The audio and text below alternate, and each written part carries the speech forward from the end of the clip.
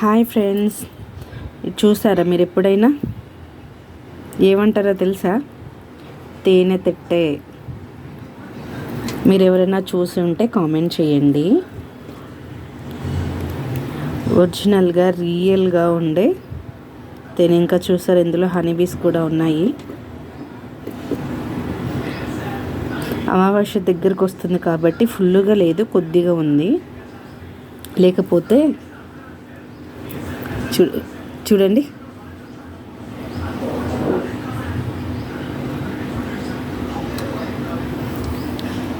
బాగుందా?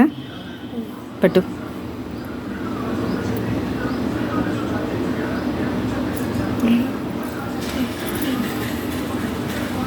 ఎట్లుందో చెప్పు.